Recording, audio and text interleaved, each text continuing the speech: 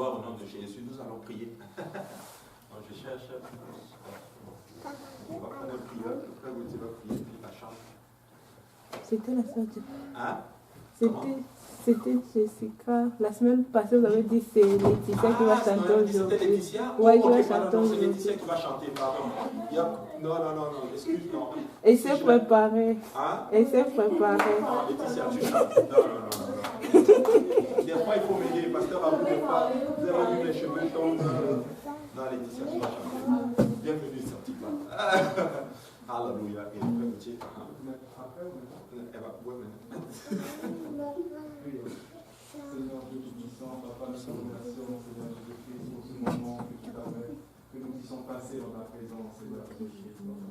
Nous remettons, Seigneur, cet instant entre tes mains, Père, afin que tu puisses parler, Seigneur Jésus-Christ, cœur, Seigneur Jésus-Christ, Papa.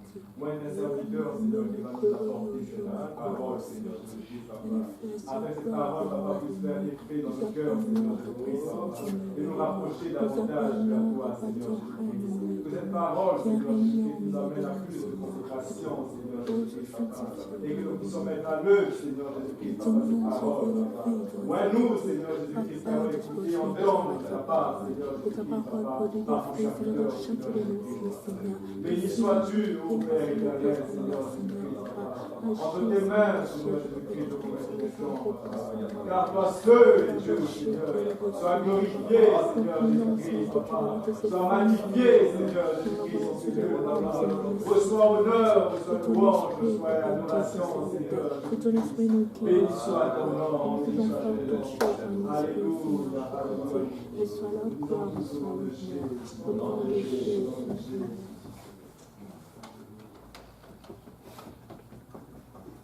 Alléluia, oh, Jésus m'aime. Alléluia, oh, Jésus m'aime. Alléluia, oh, Jésus m'aime. Alléluia, oh, Jésus m'aime. Alléluia, oh, Jésus m'aime. Alléluia, oh, Jésus m'aime. Alléluia, oh, Jésus m'aime.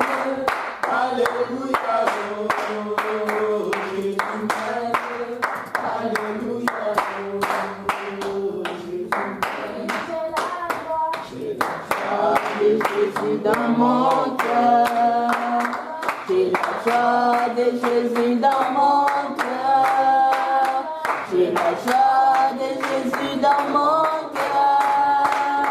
J'ai la joie de Jésus dans mon cœur.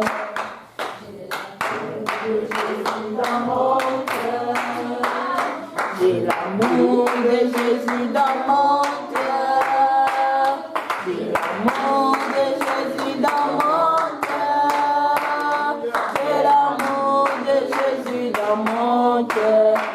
Alléluia, oh, Jésus m'aime. Alléluia, oh, Jésus m'aime. Alléluia, oh, Jésus m'aime. Alléluia, oh, Jésus m'aime.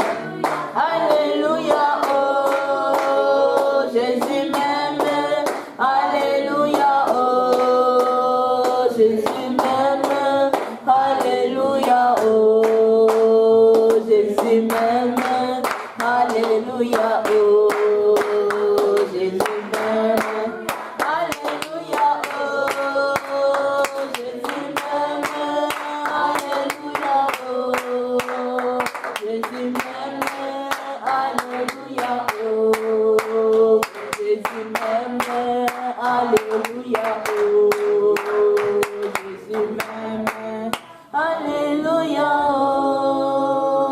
Jésus m'aime.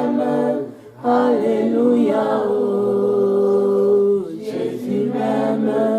Alléluia, oh, Jésus m'aime. Alléluia, oh, Jésus m'aime. Alléluia, oh, Jésus m'aime.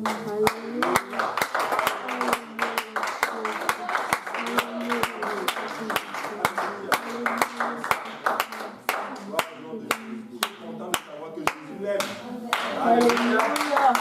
Merci. quand le diable vient, par exemple, te poser des questions, Jésus m'aime. Hein? Même si plein de choses qui. Jésus m'aime. Même si tu as mal fait. Jésus m'aime. Et des fois, nous nous posons des questions. Notre conscience vient nous juger. Le diable lui-même, il vient. Toi-même, tu te dis toi-même, Jésus m'aime. Amen. Regarde-toi dans le miroir, tu sais. Jésus t'aime. Amen. Gloire à Dieu. Amen. Que le Seigneur vous bénisse. Vous pouvez vous asseoir dans la présence du Seigneur. Et nous allons faire notre étude biblique. Alléluia. Je pense que la sœur Lovine, c'est la première fois.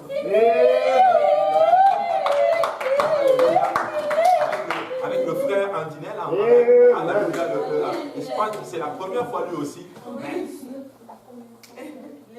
Ah, Lily aussi. Le frère La Cause aussi. Papa Cab aussi. Gloire à Dieu et bienvenue aux régulières aussi. Amen. Nous sommes tous dans la maison du Seigneur. Alléluia. Dieu est souverain. Amen. Et nous allons continuer notre chère étude biblique. Amen. Et là, nous allons, qui peut me dire qu'est-ce qu'on a étudié la semaine passée? Hein? Qu'est-ce qu'on a étudié la semaine passée? Qui s'en souvient? Hein? On avait parlé des miracles. Amen. On avait parlé des miracles. En plus, c'est à l'écran. Alléluia. On avait parlé des miracles. On avait vu que le Seigneur Jésus avait fait plein de miracles et ça faisait partie aussi du ministère apostolique. Le miracle fait partie du ministère apostolique. Amen. Et on avait vu littéralement que le Seigneur a fait il a guéri comment on appelle ça, il a des sourds ont entendu, je ne sais pas pourquoi des sourds ont entendu, des aveugles ont vu, des gens qui étaient boiteux ont commencé à marcher. Et vous savez quoi, nous voyons ces choses-là même aujourd'hui. Quelqu'un ici a-t-il déjà vu un sourd entendre? Non. Quelqu'un, bon, moi non plus. Mais par contre, j'ai vu des miracles. J'ai vu des gens qui étaient malades guéris totalement. J'ai vu la personne, en tout cas, qui avait le cancer être guéri. Oui, je l'ai vu 2 fois. Ouais, j'ai vu quelqu'un qui était mort et qui est revenu à la vie. Là, vous commencez à avoir peur, hein? Alléluia. C'est pas moi qui ai prié pour la personne. Mais la personne est revenue littéralement à la vie. C'est le pasteur Lee Stonkin. Vous le connaissez. Il est sur YouTube, celui qui a prêché aux nations unies. C'est fort. Il est mort. Il a fait le témoignage en d'autres termes pour dire quoi? Les miracles arrivent de nos jours. Amen. Dans le nom du Seigneur. Et on avait vu quelques miracles que le Seigneur a performés. On a vu par exemple ces 2 aveugles qui ont suivi le Seigneur Jésus. Des aveugles qui suivent Jésus. Ils ne voyaient pas physiquement, mais ils voyaient spirituellement et ils savaient où était le Seigneur. Mais aujourd'hui, nous, on va avancer et on a aussi parlé de Lazare. Amen. Qu'est-ce que vous avez retenu sur Lazare?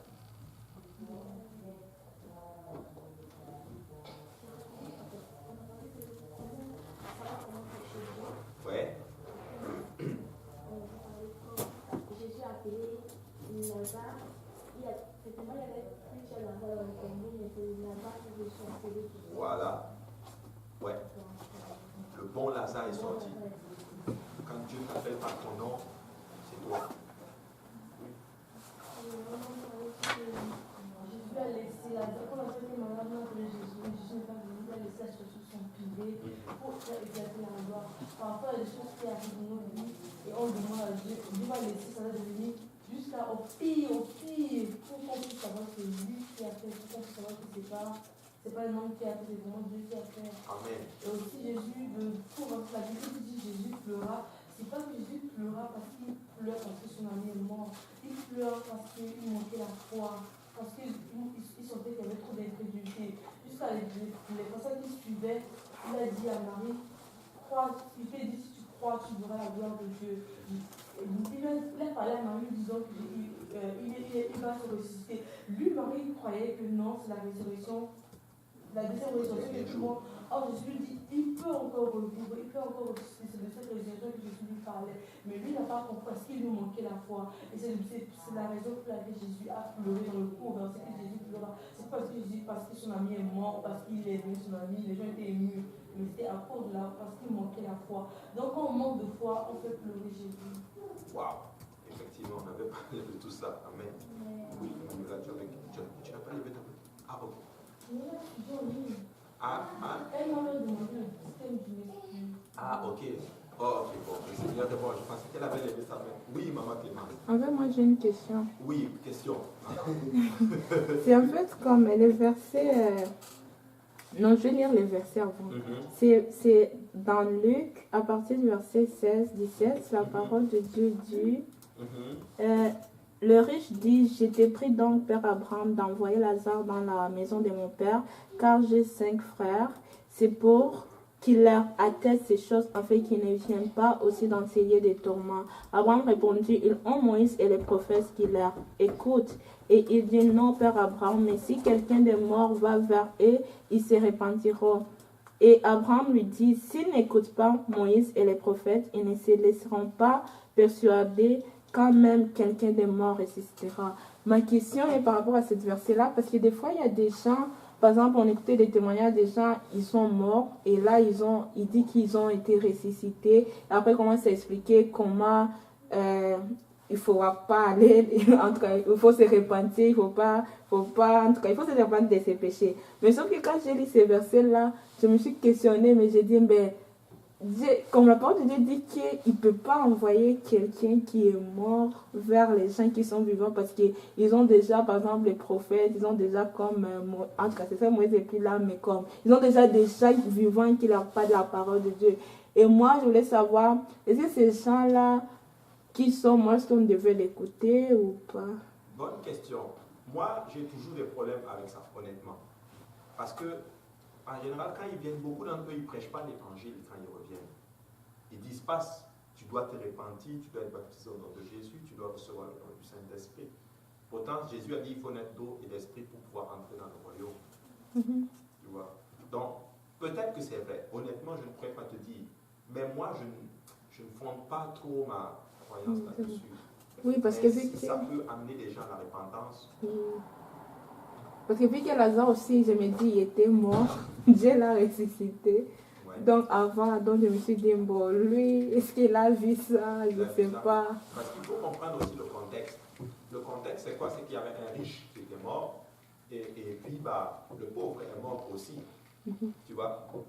Et lui, il envoyait quelqu'un, le but du fait que quelqu'un devait retourner sur terre, c'était pour avertir ses frères de se changer.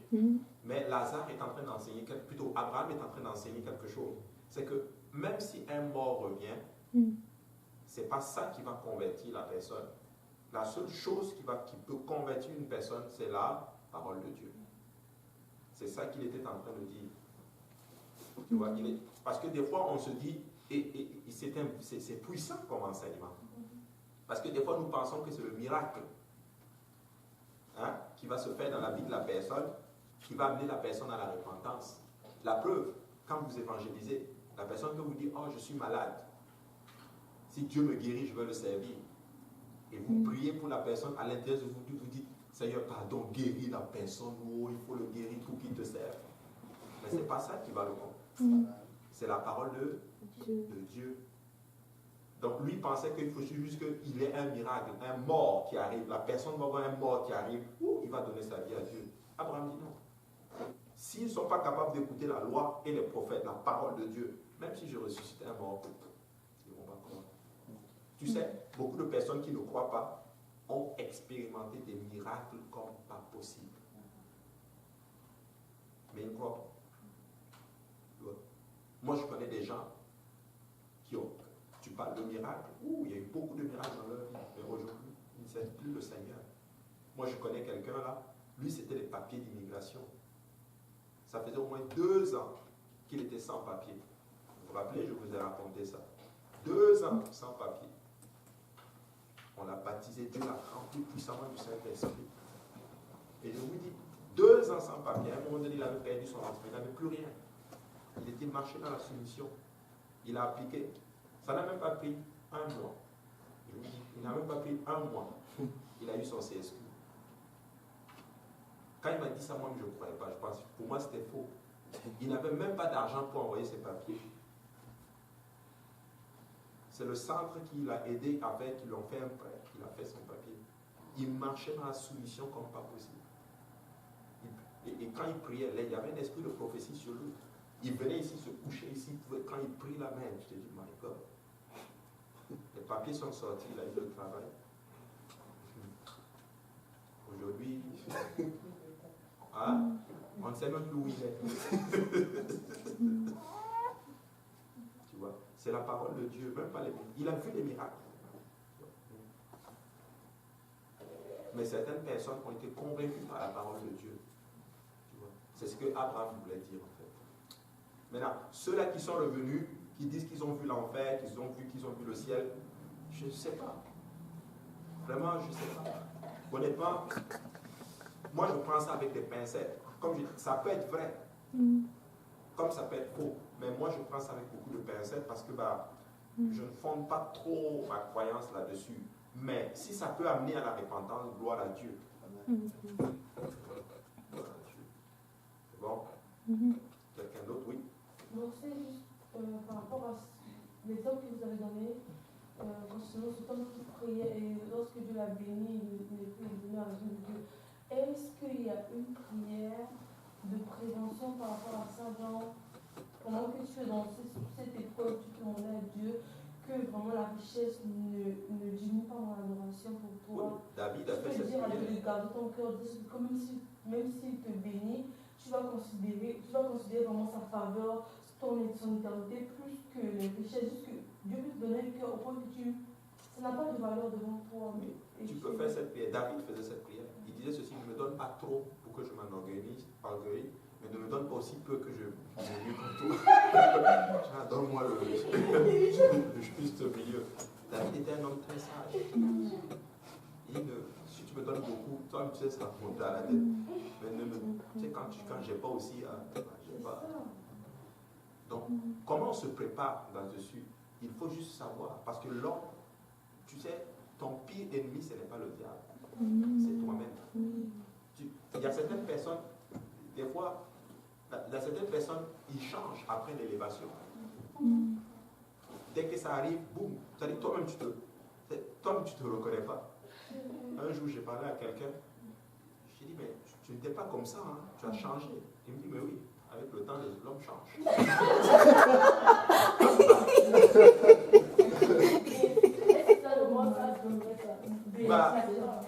Bon, c'était un peu dans le monde. Je ne le reconnaissais plus. J'ai dit, mais je ne t'ai pas connu comme ça. Là. Il dit, dans le temps, on change. Hein. L'homme change. Oui, nous changeons, mais nous devons changer dans le bon sens. Donc, ça, c'est vraiment important. Ayons la main légère sur les bénédictions, tu vois. Et avec les miracles, d'ailleurs, dans les miracles que Jésus a performés, Jésus va guérir les lépreux. Hein? Oui. Comment avoir une main légère sur la bénédiction? Comment avoir une main légère dessus? C'est simple. Regarde à Dieu. Toujours regarder à Dieu. Toujours penser que c'est Dieu qui t'a béni. Tu vois? C'est Dieu qui t'a béni. Parce que si on laisse la bénédiction prendre le dessus, nous allons perdre notre marche avec le Seigneur. Amen. Mais nous ne voulons pas perdre notre marche avec le Seigneur. Dieu bénit.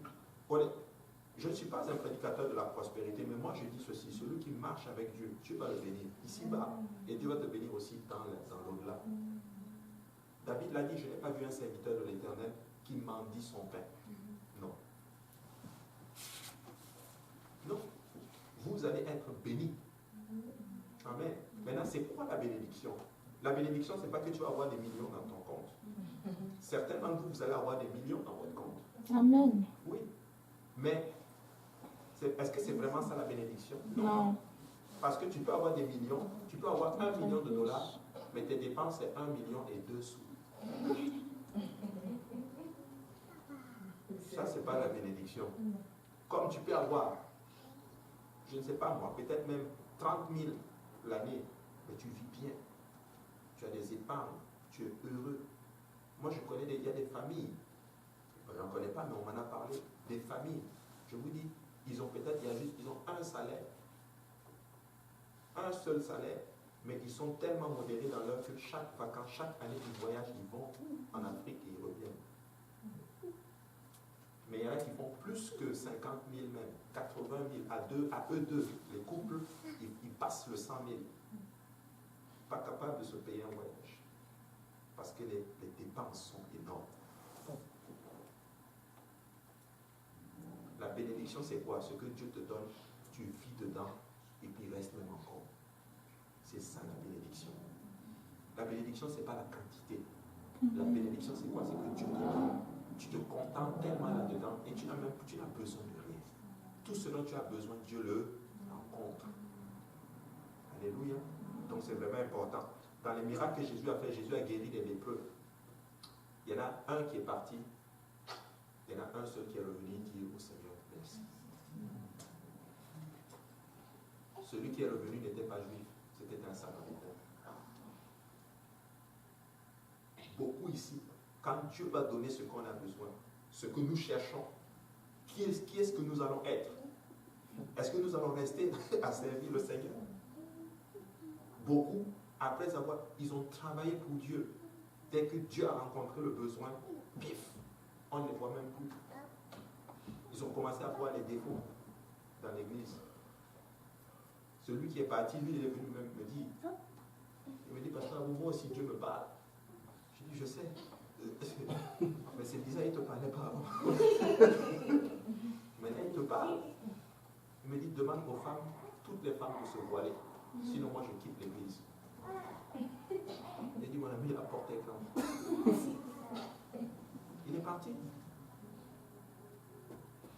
Mais le Seigneur va le ramener. Oui, le Seigneur va le ramener. Donc, nous devons être reconnaissants avec le Seigneur après la bénédiction. Dieu va faire des miracles. Dieu va faire de très grandes choses. Amen. Alléluia. Maintenant, aujourd'hui, nous allons avancer. Après les miracles, Jésus faisait des miracles, mais Jésus avait aussi quelque chose qu'il faisait. Et ça, c'était littéralement son point fort.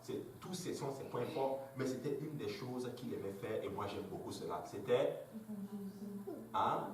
l'enseignement. Merci beaucoup. Jésus enseignait. Et nous n'aimons pas les enseignements aujourd'hui. Les enfants de Dieu aiment ce qu'on appelle les prédications. Quand c'est chaud, quand nos émotions sont excitées. Alléluia. C'était chaud, hein? C'était puissant, tu as vu?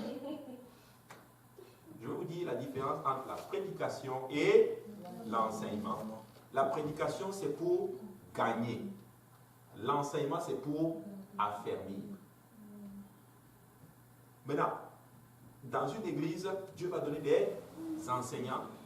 Ça arrive des fois que Dieu va donner des prédicateurs. Maintenant, le pasteur, quelqu'un qui aspire à la charge pastorale, en général, Dieu va te donner le ministère de l'enseignement. Parce que c'est l'enseignement qui va garder, littéralement. Maintenant, il peut y avoir aussi maintenant un contraste. Si dans une église, le pasteur est un prédicateur, ça peut être dangereux à un moment donné. Hein? Ça peut être à un moment donné, il faut qu'il prie, il faut qu'il développe en d'autres termes la capacité à enseigner. Mais dans une église où il y a aussi juste un enseignant, ça peut être aussi difficile parce que des fois, il faut gagner les gens. Tu vois, tu vas avoir des gens, mais il faut qu'il y ait de la prédication pour attirer les gens, pour que les gens viennent. Et maintenant, il faut qu'il y ait un enseignant maintenant pour les asseoir. Ainsi, quand les gens viennent, malheureusement, c'est pour ça que moi je trouve, vous allez voir dans presque toutes les églises, le dimanche, c'est plein. Mais pendant le temps des enseignements, c'est moins. Pourquoi? Parce que le dimanche, rare de fois on enseigne. Bon, moi par exemple, je sais que le Seigneur m'appelle à enseigner beaucoup. Et ça fait que même les dimanches, des fois, ça arrive des fois tu vas enseigner. Mais des fois nous prêchons parce que nous voulons gagner. Et en général, c'est le même message. L'évangile. On veut gagner les gens. Mais l'enseignement, c'est là qu'on va affermir les bases du ministère pour que tu deviennes solide. Amen. Oui.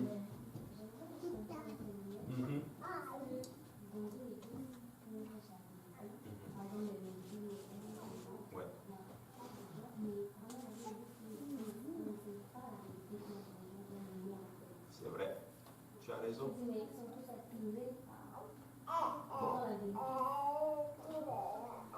permettre de lancer quelque chose.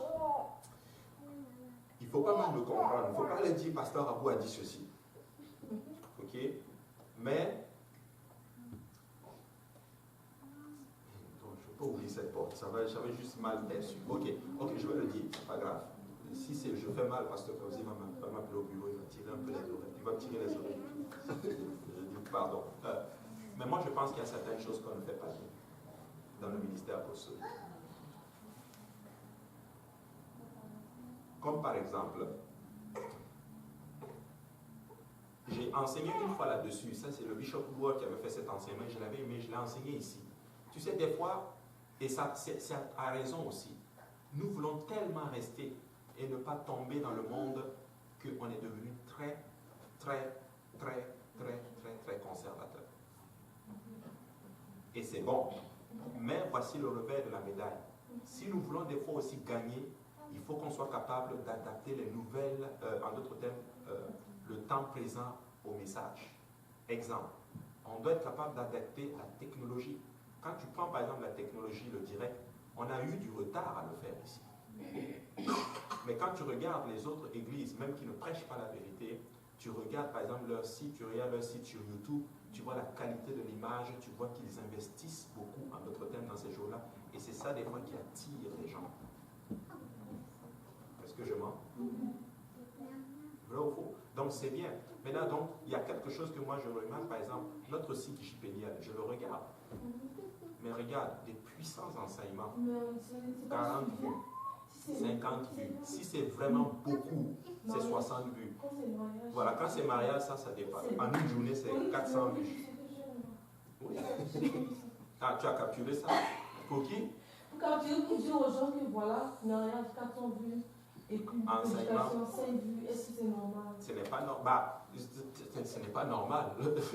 Ce n'est pas normal. Donc, il y a quelque chose qui ne va pas. Maintenant, je vais vous expliquer quelque chose que moi j'ai remarqué. Peut-être je lance l'appel pour dire ceci. Vous devez aider le pasteur Yannick. Oui, il faut l'aider avec, non seulement, il faut l'aider comment? Avec des idées, avec l'argent. Amen. Il faut le soutenir. Il faut lui donner des idées. Maintenant, moi j'ai regardé notre site JPNL. C'est puissant. Mais ça prend de l'argent pour travailler la qualité du son. J'ai écouté la prédication aujourd'hui, par exemple, j'ai écouté la prédication de Saint-Laurent. C'est bon, je l'écoute, mais tu sens que le son, il y a des moments où tu n'entends pas bien parce qu'il y a du bruit et tout. J'ai regardé la prédication de hier, quand il était mis sur YouTube, tu entends les enfants. Alors que quand tu regardes les enseignements des autres, bon, je regarde pour prendre des idées. Hein. Attention, vous ne devez pas regarder. Moi, je regarde. Non, pour prendre des idées. Parce que je vois souvent leurs vidéos. Tu vois même la bande annonce et tout, comment ça entre. Il y a un monsieur, par exemple, un Québécois ici qui fait des émissions, qui va, en d'autres termes, en Israël et tout. Tu vois sa chaîne, c'est incroyable. Et ça attire littéralement les gens. Et nous devons aussi nous adapter. Et c'est pour ça que j'aime l'église de Fredericton, qui va sur CCC. CCC, là, Bishop Oudou, il a investi comme pas possible dedans. Et Saint-Laurent a commencé à faire ça aussi. Tu vas sur le site de Saint-Laurent, UPC Saint-Laurent, tu vois la qualité d'image maintenant, tu n'entends plus les bruits de fond. Il y a au moins 3 ou 4 caméras maintenant, tu vois, et ça change le profil et toutes ces choses. Et tu vois, ça attire plus les gens. Mais nous devons le faire. Mais pour le faire, si Pasteur Yannick ne le fait pas, c'est parce que le budget du multimédia est, alléluia, le Seigneur est bon. On dit Dieu va faire. Mais pour que Dieu fasse, il faut investir. C'est ça, mais il faut. Hein? Ouais, c'est bon de l'enseigner. Tu sais, il y a certaines choses, des fois, on a des fois peur aussi de l'enseigner parce que on ne veut pas aussi. Il y a certaines bornes qu'il ne faut pas que tu déplaces. Tu comprends? Donc, il y a certaines choses que toi, il faut qu'on ose. Parce que ça fait pas. Pourquoi j'en parle? Ça fait partie de la leçon qu'on va étudier plus tard. Ça fait partie des talents maintenant qu'on va développer. Maintenant, on doit utiliser les talents que Dieu nous donne pour gagner les âmes. Nous sommes bons. Nous avons l'expertise. Nous avons des gens intelligents. Nous avons des gens qui sont capables de faire ces choses-là. Mais pourquoi nous ne le faisons pas? C'est ça que je ne comprends pas. La Bible dit que les enfants du monde sont plus sages que les enfants de lumière. Pourquoi? Parce qu'ils ont compris les principes. Alléluia. Ils ont compris les principes. Donc nous devons être capables, en d'autres termes, de travailler, en d'autres termes, certains points que les gens, qui vont attirer, en d'autres termes, le monde. Exemple, j'ai remarqué aussi quelque chose de particulier. Et là, je vais parler. Hein. De toute façon, je parle. Moi, là, je suis déjà grillé. Aujourd'hui, j'étais là, aujourd'hui, je disais quelque chose, je disais, Seigneur, mais c'est vrai que je peux me dire. Je parlais, je le savais qui a dit ça. Toi, tu es même déjà grillé. Donc, fonce-toi seulement dedans. Je veux parler. C'est vrai. Exemple, tu sais, j'ai remarqué dans certaines églises, même qui ne prêchent pas la vérité, ils ont développé quelque chose. Les enfants. Ils ont une structure pour garder les enfants. Mais nous, ici, à l'église, on n'est pas sage. Une nouvelle âme arrive. Elle a des enfants. Vous qui êtes célibataire, vous allez laisser cette dame qui est assise et vous allez aller prendre la sœur, l'enfant de la sœur qui est là à l'église depuis l'anchoc.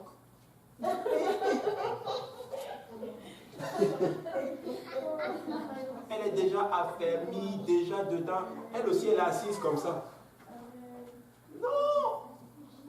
Laisse l'enfant là, même si c'est pas. De toute façon, elle ne va pas quitter l'église. Même si l'enfant là pleure, il ne va pas quitter l'église. Va prendre la soeur, l'enfant de la soeur qui vient d'arriver. Alléluia. Vrai ou faux? Tu vas garder la main, elle va être contente.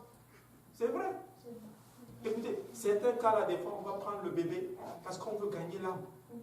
Tu prends le bébé et tu dis, oh, les gens ici, ils sont gentils. Oh. Ils aiment mon enfant. Moi, je suis en train de prier. Je vais parler avec pasteur. Si pasteur permet, on va trouver une structure pour les enfants. Pour les enfants. De telle sorte que... mais ça prend les ressources. Ça prend des gens qui vont descendre, qui vont dire, je suis prêt à m'engager avec les enfants. Ça prend des gens pour faire ceci. Mais aujourd'hui, non. Mais pourquoi il n'y a pas les gens? Mais pourquoi il n'y a pas les gens? Et on est là, tous, on sait. Tu fais même comme ça, ta main même. Non.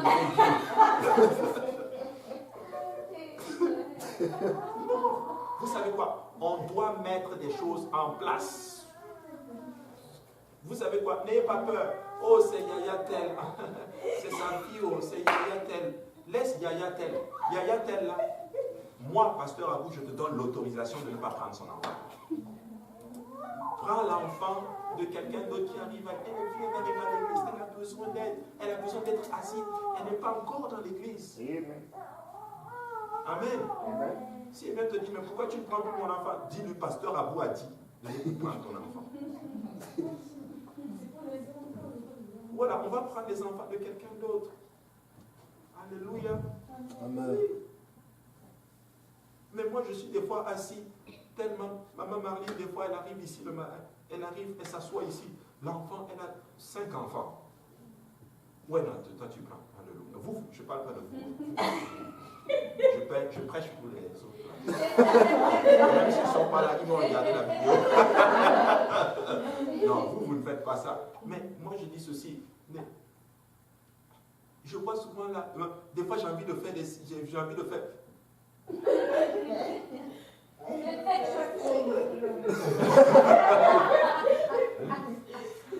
Maintenant, elle aussi est assise. Oh, je ne veux pas mentionner des noms pour qu'on ne dise pas, oh, ça va, allez, viens, je vais te porter un peu.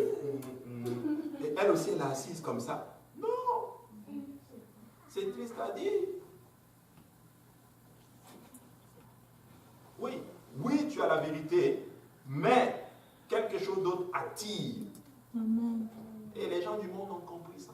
Même les autres églises, ils ont compris cela. L'autre chose, c'est quoi? Que tu le veux ou pas, là, ils ont la solide. Les témoins de Jéhovah, ils n'ont pas la vérité. Mais de toute façon, ils sont gentils. C'est vrai. Vrai ou faux? Oui. Ils sont gentils comme pas possible. C'est-à-dire, ces gens-là, tu te dis, maman, c'est-à-dire, toi, à un moment donné, tu te lèves le matin, tu es dedans. C'est vrai. Vrai ou faux? Vrai. Ils se soutiennent beaucoup. Nous devons avoir, et nous avons eu le premier réveil que nous avons eu avec le régime pédial. On avait ça. Mais aujourd'hui, non, nous n'avons plus ça. Alléluia. Nous n'avons plus ça. On arrive maman de qui? Nous n'avons plus ça. Nous n'avons plus ça. C'est quoi maintenant? La solidarité. Oh, non, on n'a plus vraiment ça. Avant, moi j'ai vu la solidarité de J. J. était, je vous dis, on était solidaires. Quand je dis solidaire, là, c'est solidaire à un niveau que vous ne pouvez pas imaginer. À un point que moi j'ai vu des gens qui allaient chercher des... C'est-à-dire qu'ils quittent Montréal. Il va aller chercher la Boussa à Trois-Rivières. Et puis l'amène ici. Hein? Toi, tu vas faire ça. C'est loin. Trois-Rivières. Déjà, mon essence. J'ai mis essence $20 hier. Est-ce que vous savez qu'une voiture, ça boit l'essence? C'est une grosse révélation que je viens de vous donner. Hein? Ça boit de l'essence. Amen. Je vous raconter un petit témoignage. Quand on venait de commencer, le frère Achille, il avait sa voiture verte. Je ne sais pas qui a connu la Cadillac. Je pense que c'est le pasteur Kauzi qui lui avait donné cette voiture. Puis il venait nous chercher avec ça. Et nous, on dit, ah, il est gentil. Oh. Il vient nous chercher à l'église et tout. Et puis quand on commençait à s'affermir, un jour le frère Achille surtout, il dit que les gars, vous ne pouvez pas cotiser qu'on lui mette l'essence. On dit, ah, ok, moi je peux donner $5. Ok, moi toi tu peux donner combien? Ah, toi aussi, depuis que tu as rien donné, $5. Et moi aussi, il se tournait que toi tu donnes combien? Mais après on avait compris que, quand on a commencé les tumulus chez Apo, le pasteur Yannick, au début il est venu d'abord avec une pizza. On a bien mangé. L'autre semaine, il est venu avec un poulet portugais. On a mangé. Troisième jour, il est venu avec, je pense, c'était Tim Horton. On a mangé. Cinquième semaine, il se retourne et dit que bon, les gars, il faut qu'on continue. Il faut qu'on cotise. Solidarité. Hey, tout le monde a commencé à cotiser. Il n'y avait pas de sœur à l'époque. Ta femme, c'était la première sœur à être là, Aurélie. Oui, c'était la première, la toute première. C'est nous qui cuisinions. Les hommes cuisinaient et les gens venaient manger. Je vous dis, on était tellement paniqués. Quand à un moment donné, on a commencé à prier, on dit, Seigneur, il faut que tu nous envoies des sœurs. On n'a quand même pas préparé. Les gens ne vont jamais manger. Et là, le Seigneur a commencé à envoyer les Aurélie, les Chamira, à l'époque, les Christelle Chichi. Vous vous souvenez d'elles? Les Chichi, les Agnès, Becky, Solange. Vous avez commencé, les sœurs. À un moment donné, il y avait plus de sœurs que d'hommes. Amen. C'est des techniques. Tu as la vérité, mais il y a des techniques, d'autres techniques pour gagner là. Soyons stratégiques. Amen. Pour les âmes. Oui, je vais être honnête avec vous. Il y a une sœur qui est coiffeuse. Cette sœur, elle ne reçoit pas les gens c'est pas les gens de l'église qui viennent là-bas. Certaines personnes de l'église viennent, vont chez elle, mais la plupart de ses clientes, savez-vous c'est qui? C'est des gens d'une autre église. Pourquoi je vous parle de cela? Pour vous dire ceci. Il y a une personne qui est venue chez elle, qui s'est fait coiffer. Elle est allée avertir sa soeur de l'autre église, de son église. Elle est venue. C'est fait que rendu maintenant, tous ses clients, presque tout, c'est les autres églises qui viennent. J'ai dit, mais attends, c'est quoi ça? Solidarité.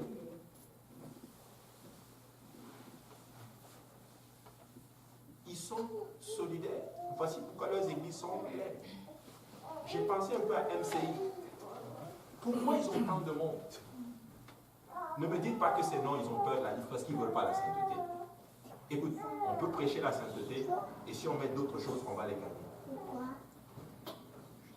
Vrai ou faux?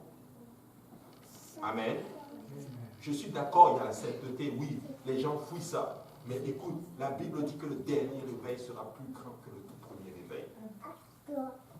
Pourquoi on a la vérité et les autres églises sont pleines?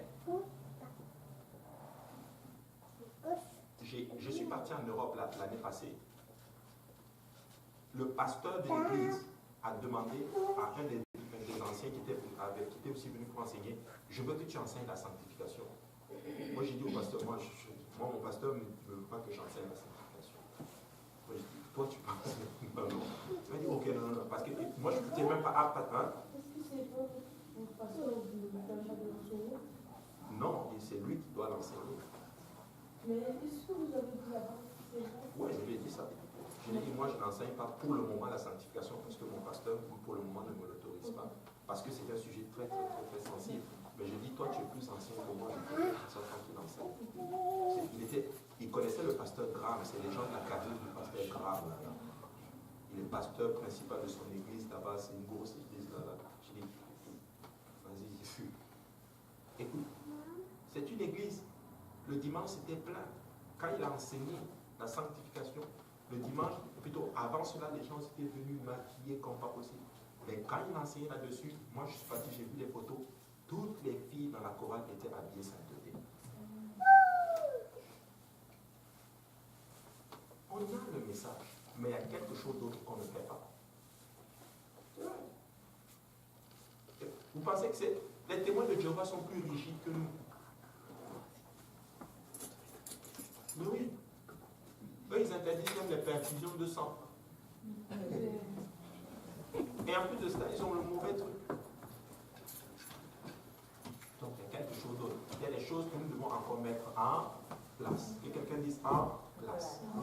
Et quand nous le mettons en place avec l'esprit de gagner les âmes, le multimédia, toutes ces choses-là, écoutez, nous allons gagner les âmes. Travaillons un peu toutes ces choses-là. C'est des petits détails. C'est des petits détails. Je connais quelqu'un qui disait ce que quand lui il a commencé le ministère, il a une très grosse église. Et comme il a commencé le ministère, il dit qu'il allait dans certaines grosses églises juste pour voir qu'est-ce qui attention, qu'est-ce qui faisait que leur église avançait.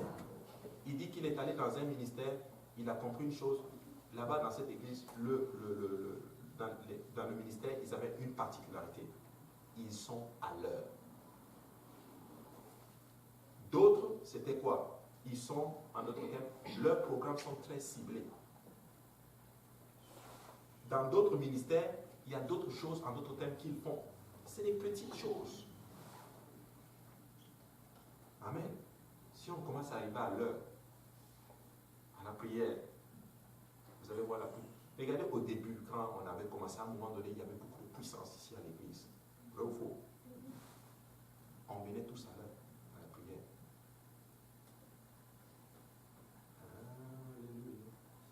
Les 30 minutes de prière, on le faisait.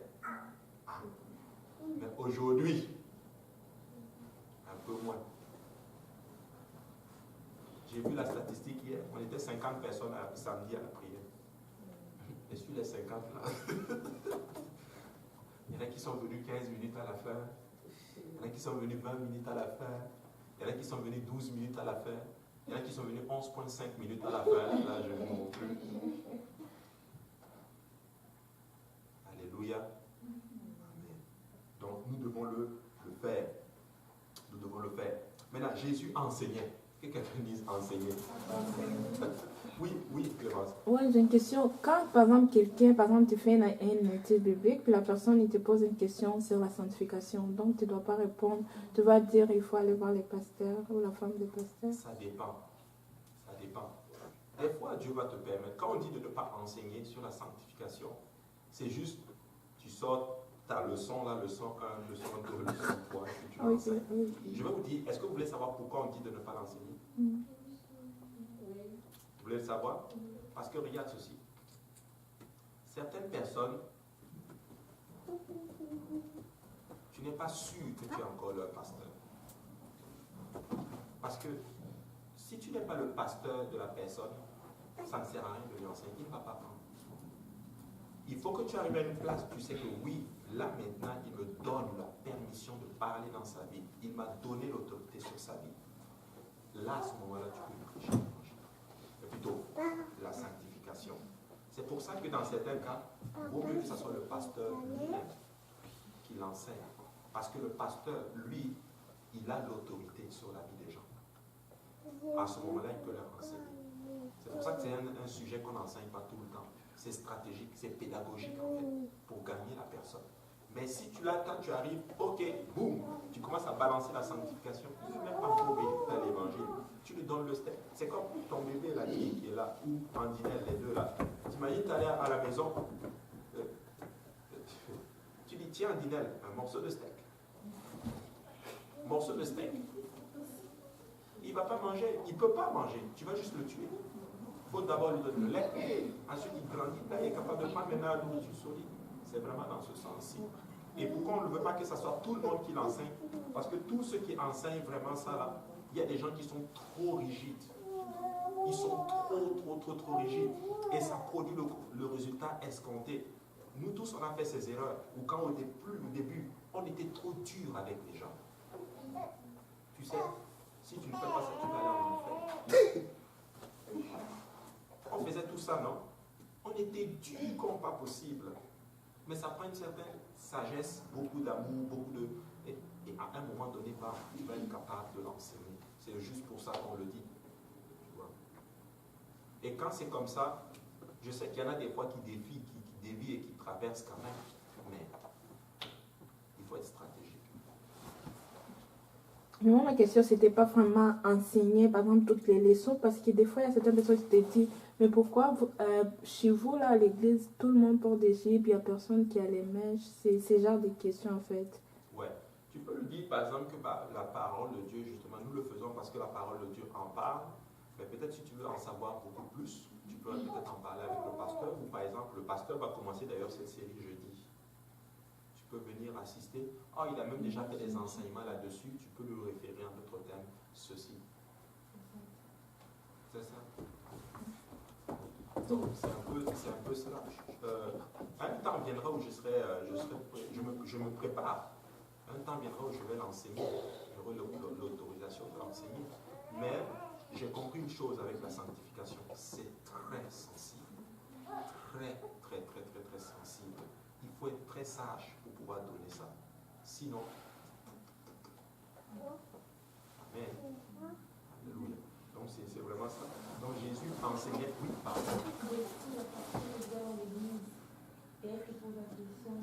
C'est même que par exemple, avec une personne qui a posé des questions par rapport aux cheveux et je voulais me répondre. Le fait me dit, tu vas interpeller, je te dis, ce n'est pas à moi de répondre. On voit la personne vers le pasteur parce qu'il a des réponses. C'est ça, je comprends. Oui, c'est ça. Il faut l'envoyer vers la femme du pasteur. Si c'est une femme, envoie-la vers la femme du pasteur.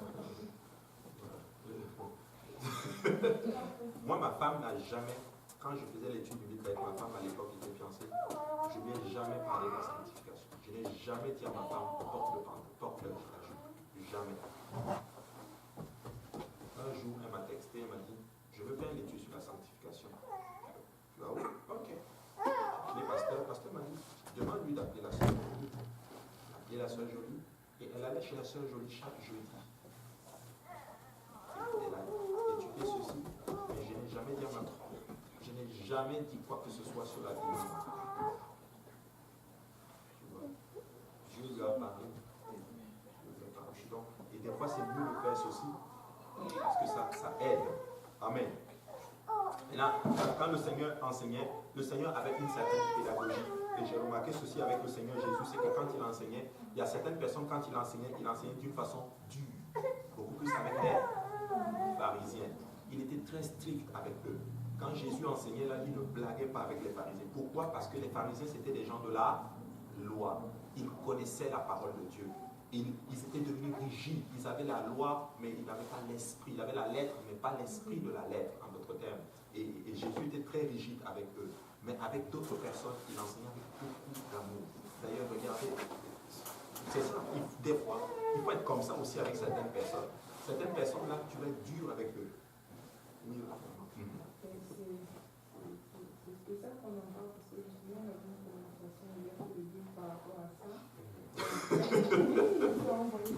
Amen. On parlait par rapport au vécu. Avec certaines personnes, ça a l'air qu'il faut être vraiment dur, mais avec d'autres, ça a l'air qu'il faut de la compassion. Mais des fois, il veut plus de compassion, mais des fois, tu ne sais pas vraiment comment jauger. Moi, par exemple, moi, je trouvais que, ben non, des fois, les gens n'arrivent juste pas à faire des choses, il faut attendre. Mais d'autres fois aussi, c'est que la personne, il faut être dur. Mais là, on était comme... Comment tu fais finalement pour savoir? Ça va maintenant avec ta spiritualité. Il faut que tu sois assez... Il faut que tu pries vraiment pour discerner ça. Regarde, toi par exemple, je me rappelle de ton témoignage. première fois que tu es venu, tu ne t'étais pas baptisé. Il a fallu que pasteur Benji vienne prêcher. Non? Et lui, quand il prêche, tu vois l'enfer. Tu as obéi à l'évangile. Il faut juste être assez sensible. Tu vois. Et quand tu es sensible, l'Esprit du Seigneur va. Mais quand on le fait sous la chair et qu'on veut vraiment. C'est pour ça que même avant de prier, c'est quelqu'un qui a dit ceci. Avant de parler au peuple, il faut que tu aies d'abord parlé à Dieu. Et Dieu te donne le tempérament nécessaire, le ton nécessaire, l'autorité nécessaire, la compassion nécessaire pour le toucher. Des fois, tu peux venir avec le bon message, mais c'est le ton. C'est la façon dont tu l'as apporté qui a fait que les gens ne l'ont pas accepté. Et le Seigneur m'a beaucoup parlé là-dessus. Des fois, tu peux venir avec un puissant message. C'est-à-dire, tu es dans là. C'est vraiment ça. Mais la façon dont le donner, ça, c'est vraiment ta spiritualité. C'est pour ça qu'avant chaque étude biblique, il faut prier. Il faut, Seigneur, je veux que tu me donnes l'autorité, la compassion nécessaire. Donne-moi la force nécessaire. Donne-moi ce qu'il faut pour pouvoir toucher le cœur de la personne et amener la personne à la repentance. Tu vois. Jésus ne s'intéressait pas trop à la foule. Quoi qu'il avait la foule, Jésus s'intéressait à la qualité.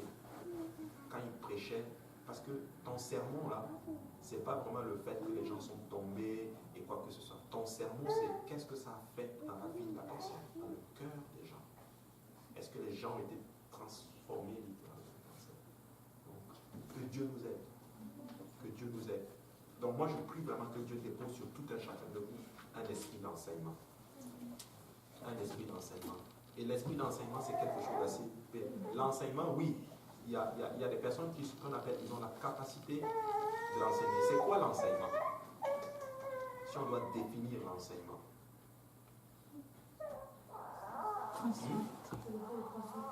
Exactement ça. La capacité à transmettre la connaissance. Vous avez tous été à l'université, il y avait des professeurs qui étaient très... Tu peux dire c'est des enseignants. Ils te transmettent, toi tu es content, tu reçois. Mais d'autres sont calés, ils ont de la connaissance, mais c'est très difficile. Ou des fois, il y a des enseignants qui sont là pour une qualité, un certain type de personne. Je vais vous prendre un exemple, pas dans le mauvais sens pour que vous compreniez. Okay? Maintenant, qui a déjà écouté le rabbin? Ah, j'ai pensé à lui. Amen. C'est pas que c'est un mauvais enseignant, c'est juste que c'est pour une autre type de personne. Il faut que tu l'écoutes une fois, deux fois, trois fois pour être capable de comprendre. Comme qui a écouté Bishop Oudoua? Ça, lui là, tu l'écoutes. Regarde. Toi, tu es content. Tu reçois. Tu sais, l'enseignement que j'ai fait ici, l'eau, le sang et l'esprit. C'est le Bishop Oudoua. J'ai pris ses enseignements, je les traduis et je suis venu l'enseigner ici. Le même enseignement, le rabbin l'a fait. Quand il était venu ici. Mais beaucoup ne l'ont pas compris. Mais quand j'ai réécouté l'enseignement du rabbin, j'ai dit, wow, c'est aussi profond. Mais quand tu vas dans l'église du rabbin, c'est un autre type de personnes qui sont là-bas, qui comprennent ce qu'il dit. Donc c'est pour ça que quand l'enseignement, moi je prie que Dieu vous donne l'enseignement en fonction aussi des gens que vous allez rencontrer. Pour que vous soyez capable d'adapter littéralement votre enseignement. Il y a des prédicateurs, c'est triste à dire, que j'ai rencontrés, ils sont très intelligents. Le peuple est ici, ils vont enseigner ici. Ne développez pas ça. Si les gens sont là, enseigne même là, pour qu'ils puissent comprendre. Amen. Il faut adapter notre langage. Des fois, Dieu va vous faire rencontrer des gens hyper instruits. Ils parlent le gros français. Tu parles aussi ton gros français que tu as appris à l'école. Mais quand tu rencontres des gens que, ils ne savent même pas dire Bideta et Toto sont malades. Il ne peut pas finir ça. Adapte aussi ton langage. Pourquoi? Et Jésus était ça. Et voici pourquoi il a, au niveau des apôtres, chacun d'eux. Pierre n'était pas instruit. Pierre était pécheur. Pierre a été envoyé à différents types de personnes. Mais Paul, lui, il était calé. Paul était un docteur. Le Seigneur l'a envoyé devant qui? Devant les rois. Certains d'entre vous, vous pensez que vous avez juste été à l'université? Non. Dieu veut vous amener à toucher les gens de cette qualité-là aussi. Des gens instruits. Comment Dieu va envoyer quelqu'un, par exemple, qui n'a pas été à l'école pour toucher, par exemple, le Premier ministre? Regardez Daniel. Il était intelligent. Dieu les a envoyés. Donc, l'enseignement, il faut être capable de l'adapter. Donc, pour être capable de toucher dans l'enseignement, prie que Dieu te fasse trouver, en d'autres termes, discerner, voici le niveau des gens. Voici comment je dois adapter, en d'autres termes, ma parole. C'est comme une fois, on était en train de faire des questions, et puis un enfant s'est levé, puis il a posé la question. Puis le frère a répondu à la question vraiment. Bon, j'ai compris. Le frère, en fait la question, mais il s'adressait plus aux adultes. Le petit était là, le petit était... Soit qui était même déçu.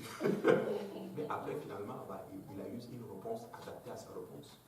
Une fois, on était en évangélisation.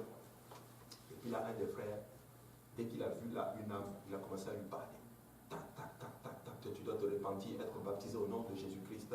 Et parce que le nom de Jésus-Christ, tu dois être baptisé comme ça, et rempli du Saint-Esprit, et c'est comme ça que tu entres dans le royaume. Le gars était tellement découragé qu'il a dit, waouh, j'ai rien compris. Que Dieu nous aide à amener les choses pour que les choses... Et quand Jésus enseignait vraiment avec... C'est le plus grand des enseignants. Il était extraordinaire. Et quand il enseigne la foule et tout le monde entend. Je me suis toujours posé la question, est-ce qu'il criait quand il enseignait? Parce que lui, son auditoire, c'était des 5000 personnes. Est-ce qu'il criait? Nous, là, ici, là, c'est maximum 150 places. On a besoin d'un micro. Mais lui, c'était 5000. 5000. Mais comment les gens entendaient? Probablement qu'il y avait un amplificateur spirituel qu'on ne voyait pas. Mais tout le monde entendait. C'était extraordinaire. Et un des personnages que Jésus va enseigner, c'est Nicodème. Nicodème était un docteur de la parole. C'était un chef des Juifs. La Bible dit qu'il s'est caché et il est venu de nuit. Il est allé voir le Seigneur et il dit, Seigneur, personne ne peut faire ce que tu fais s'il n'est envoyé de Dieu. Première question, c'est pourquoi il vient de lui? Pourquoi on ne le voit pas? Pourquoi on ne le voit pas? Parce qu'il faisait partie du Sanhédrin.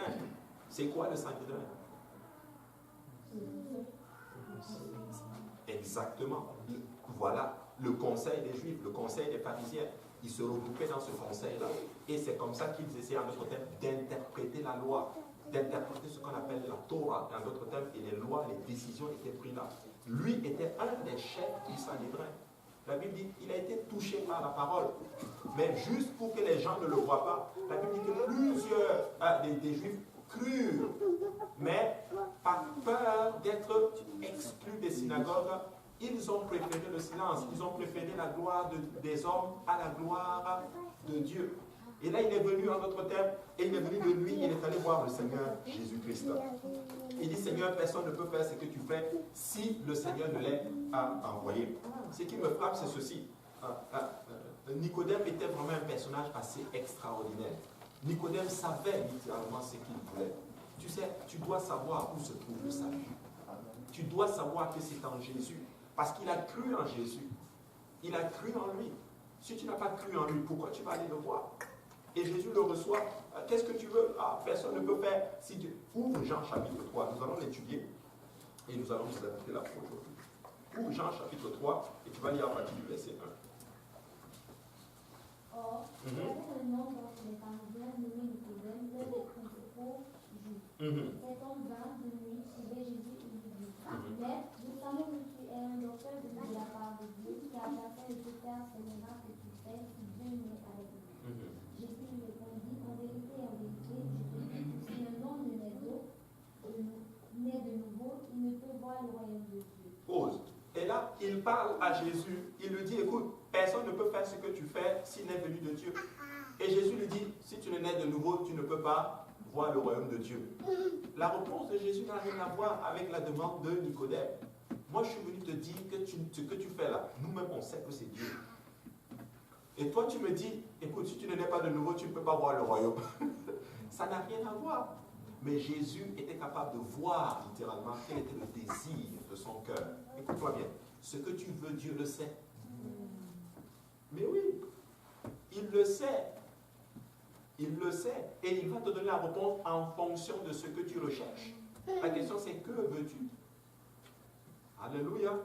Que veux-tu? Et là, il dit, en vérité, il ne peut voir le royaume de Dieu. Et Nicodème lui dit, comment un homme peut-il naître quand il est vieux? Peut-il entrer dans le sein de sa mère et naître? Et là, il continue, il pose la question. Tu vois? Et Jésus répondit, en vérité, je te le dis, vas-y. 5. Jésus répondit, en vérité, je te dis que si un homme ne naît pas d'esprit, il ne peut entrer dans le royaume de Dieu. Ah, si le naît d'eau et d'esprit, le Seigneur est un peu plus explicite maintenant. Tu sais, des fois, le Seigneur va te donner un semblant, il va te donner une réponse non explicite pour voir est-ce que tu vas creuser pour aller un peu plus. Jésus aurait pu lui dire directement, si tu ne nais pas d'eau et d'esprit, tu n'entres pas dans le royaume. Hein? Mais des fois, certains d'entre nous nous satisfaisons littéralement d'une petite touche du Seigneur. Ne te satisfais pas seulement avec ce que Dieu a fait pour toi maintenant. Non, je bénis Dieu pour ce qu'il a fait maintenant, mais je suis assoiffé de ce qu'il peut faire demain. Oui. Et c'est pour ça que beaucoup de personnes sont hyper satisfaites. Et cette satisfaction, c'est l'ennemi de leur croissance dans le Seigneur. Ne sois jamais satisfait avec Dieu. Même si Dieu t'a donné ce que tu cherches de A à Z, écoute, il y a quelque chose d'autre qu'il peut faire encore. Écoute, tu as avancé avec Dieu aujourd'hui, laisse-moi te dire qu'il y a un autre point C. Oui. Oui. N'aspirez pas à être seulement là où vous êtes. Vous pouvez aller plus encore dans le Seigneur. Persévère avec le Seigneur. Oui, tu as été capable de prier avec Dieu. Écoute, oui, ta sensibilité spirituelle a été développée. Hein? Ce que aujourd'hui, certains d'entre vous pouvez dire, j'entends de l'Éternel, je sais quand Dieu me parle. Mais écoute, tu es d'accord avec moi que ton oreille spirituelle n'est pas aussi encore développée qu'elle pourrait l'être littéralement. Elle peut l'être encore plus. Alléluia. Donc, il ne s'est pas satisfait avec cette réponse. Bah, je n'ai pas très bien compris. Comment quelqu'un peut entrer dans le sein de sa maman et naître? Jésus explique encore une réponse. C'est même pas encore clair. Naître d'eau et d'esprit. Ah. Et là, qu'est-ce qu'il répond? Ne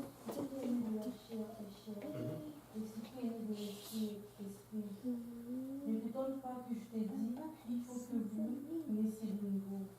Le vent souffle où il veut et tu en entends le bruit. Mais tu ne sais d'où il vient ni où il va. Il en est décidé tout homme qui est né de l'esprit. Nicodème lui dit, comment cela peut-il se faire? Jésus lui répondit, tu es le docteur d'Israël et tu ne sais pas ces choses. Tu es le docteur d'Israël et toi tu ne comprends pas ces choses. Il faut que vous naissiez de nouveau. N'est-ce pas qu'il a passé son temps à expliquer cela dans la loi? Je vous donnerai un cœur nouveau. Je vous donnerai un cœur nouveau. Je reprendrai sur vous une eau pure. Il a passé son temps à aller parler de l'évangile. David lui-même a parlé de l'évangile dans le psaume 51. Qu'est-ce qu'il dit? Renouvelle en moi un esprit bien disposé, l'esprit du baptême du Saint-Esprit. Lave-moi et je serai plus blanc que la neige, baptême d'eau. Mais tu ne comprends pas encore. Tu dois naître d'eau et d'esprit. Hein? Nous devons, et la naissance d'eau, baptême d'eau, naissance de l'esprit, baptême du Saint-Esprit. Pourquoi les gens ne le comprennent pas aujourd'hui? Tout simplement parce qu'il y a un voile, littéralement, sur nos visages. La Bible dit que quand nous lisons la loi, il y a un voile qui est sur notre visage. Mais lorsque nos cœurs se convertissent, le voile est ôté. Tu sais, il faut que ton cœur se convertisse. Il faut qu'à l'intérieur de toi, tu aies déjà un désir de rencontrer Dieu. Beaucoup de personnes, ils ne veulent pas rencontrer Dieu. Ils veulent que Dieu les rencontre au lieu de leurs besoins. Ils veulent que le problème soit résolu. Moi, j'ai rencontré quelqu'un récemment et ça m'a beaucoup frappé. La personne est venue, la personne nous a exposé un peu son problème Et on était arrêté. C'était un cas compliqué, je vous dis. Compliqué comme pas possible. Et là, je commence à lui dire, écoute, bon, voici la première chose que je te donne. Je ne peux pas te dire de faire telle chose. Mais elle venait nous en parler de sa situation pour que nous puissions approuver la décision qu'elle veut prendre. J'ai dit non, ça ne fonctionne pas comme ça. Parce que la décision que tu veux prendre est contraire à la parole de Dieu. Et moi, je ne peux pas te dire ça. Moi, je te dis, voici ce que je te dis de faire. Commence à d'abord régler ta relation avec Jésus. Sers Jésus et il va résoudre la situation. Mais la personne est venue me voir et quand je disais sers Jésus, elle me dit non, je ne peux pas accepter cela. Je ne peux pas faire ceci. Mais je souffre. Je dis oui, je sais que tu souffres. Mais moi, je ne peux pas te dire de faire quelque chose qui est contraire à ce que la parole de Dieu demande. Beaucoup de personnes ne veulent pas la solution de leurs problèmes. Ils veulent que Dieu les rencontre au lieu de leurs problèmes. Tu leur dis, mais donne ta vie à Dieu. Je ne vais jamais te dire de faire quelque chose qui est contraire à ce que Dieu te demande de faire. Vrai ou faux? Que veux-tu? Jésus dit, il faut que tu naisses d'eau et il faut que tu naisses de l'esprit. Quelqu'un est venu une fois me voir et puis là on prêchait la parole de Dieu. On prêchait. Et puis là, à un moment donné, je dis, écoute, tu sais, il faut que tu serves Dieu. Ah non, bah écoute, il y a ci, il y a ça. La personne a refusé. La personne a refusé. La personne a refusé. Jusqu'à un moment donné, savez-vous ce qui s'est passé? Il a perdu sa mère. Il a perdu sa maman. Et là, il nous a appelés. Et là, je lui dis, donne ta vie à Jésus. Obéis à l'évangile. Répands-toi, baptise-toi au nom de Jésus. Marche dans la sanctification. Je suis triste, je suis désolé. Mais donne ta vie à Jésus. Cette frère n'a pas donné sa vie à Dieu. Parce que quand sa maman est décédée, savez-vous, c'était sa maman qui finançait toutes ses affaires ici.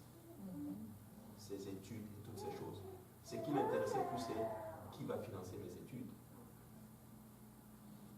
Je ne sais même plus où il est aujourd'hui. Tu veux Dieu plus que la bénédiction, je vous dis. Nous voulons Dieu. Il ne voulait pas vraiment le salut de son âme. C'est Dieu. Et les gens veulent que tu leur prophétises ce qu'ils veulent entendre. No way. Tu ne peux pas faire ça. Tu prêches la parole du Seigneur. Et Jésus a dit, il faut que tu naisses. Écoute, il est venu avec des flatteries à Jésus. Jésus lui dit, voici le plan du salut. Mon ami, tu veux entrer dans mon royaume, tu dois être né de nouveau et tu dois naître de l'esprit. Si tu ne nais pas d'eau et d'esprit, tu ne peux pas entrer dans le royaume. Un jour, j'ai parlé avec un homme de Dieu, soi-disant homme de Dieu, il se dit pasteur. Et là, ça m'a frappé beaucoup et j'étais triste. J'étais très jeune. Moi, je n'étais pas encore pasteur. Je lui ai dit, écoute, la Bible dit qu'il faut naître d'eau et d'esprit. Et la Bible dit que le baptême, c'est pour le pardon des péchés. Il me dit, c'est faux. Il dit, mais comment ça, c'est faux? C'est ce qui est écrit. Je dis, allons regarder dans Actes chapitre 2. Lui-même est allé dire, pour le pardon de vos péchés. Il dit que non, c'est pas vrai. Pourquoi tu dis ça? Vous savez quoi? Leur cœur est endurci. C'est vrai. Quand ton cœur n'est pas endurci, tu vas voir la vérité du Seigneur. Oui, tu vas voir la vérité. Un jour aussi, Dieu m'a fait rencontrer des gens comme un monsieur, une fois, je vous ai déjà raconté ça, je lisais la Bible dans le bus. Et là, j'arrivais, j'habitais chez le pasteur Yannick à l'époque, et là, j'arrive, avant d'arriver au terminus, il s'approche de moi, et voici la question qu'il me pose. Comprends-tu ce que tu dis? Je dis, oh, là, je suis devenu l'eunuque, non, pas l'eunuque éthiopien, et lui, il est devenu Philippe. J'ai dit, c'est-à-dire que j'essaie de dire aussi, quoi. Et puis il dit, oh, mais moi, tu sais, moi, j'ai un doctorat en tel, je viens de finir mon doctorat en théologie, il y a les anabaptistes, il y a tel type de chrétiens et tout. Le gars m'a sorti la théorie, je t'ai dit, moi, j'étais là, je dis, waouh, ça c'est compliqué. Après, je lui ai dit, écoute, mais comment on fait pour être sauvé? Puis il a commencé à me sortir et tout. J'ai dit, mais la Bible dit qu'il faut que tu dois naître d'eau et d'esprit pour entrer dans le royaume. Il dit, non, c'est pas vrai. Il a un doctorat. On va dans Jean chapitre 3, il le lit lui-même. Il dit, ok, bon, là, tu as dit, c'est vrai, ça c'est vrai. J'ai dit, dit, ok, tu sais, il faut être baptisé maintenant au nom de Jésus, hein, pour le pardon de tes péchés. Non, c'est pas vrai. Ok, Acte chapitre 2 dit. Ok, bon, ça aussi c'est vrai. Mais tu sais, mais je vous assure, à un moment donné, il était figé. Il n'arrivait même plus à parler. Il m'a dit, je vais prendre ton contact, on va se revoir. On ne s'est plus revu. Tu sais, la connaissance enfle beaucoup. Et la connaissance est très douloureuse.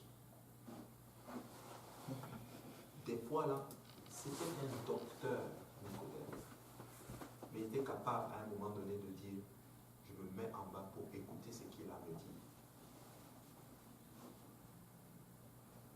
Des fois, on n'est pas assez humble pour entendre la parole du Seigneur. Vous savez quoi? C'est de l'orgueil. Beaucoup de personnes vont se retrouver en enfer à cause de leur orgueil. Dieu peut te parler à travers un enfant. J'ai été dans des études bibliques où un enfant m'a donné des révélations.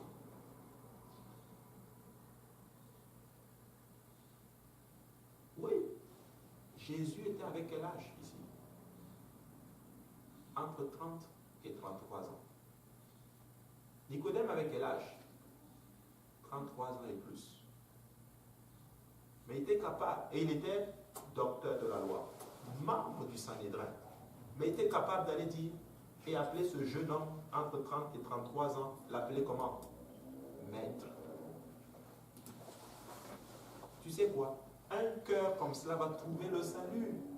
Qu'est-ce que Jésus a dit? Si vous n'êtes pas comme les petits enfants, vous n'allez pas entrer dans le royaume. Nous devons être humbles avec la parole du Seigneur. Vrai ou faux? Si tu vois quelque chose dans la parole de Dieu, aie l'humilité de l'accepter. Beaucoup de personnes ne vont pas n'ont pas l'humilité d'accepter la parole du Seigneur. Ils ne veulent pas. Vrai ou faux? J'ai rencontré quelqu'un ou un autre personnage comme ça. Dieu m'a beaucoup appris sur les différentes, je vais l'enseigner, les différentes personnalités dans l'Église. Ça, c'était un autre cas et j'ai eu très peur de cela et je prie Dieu que Dieu ne nous amène pas, que les gens qui vont nous suivre n'arrivent pas à ce niveau-là. Amen. Il vient d'une église de mon pays. Je coupe un peu la caméra parce que je vais dire son nom. Je vais dire le nom du pasteur de l'église où il vient. Vous connaissez? Non, parce que c'est un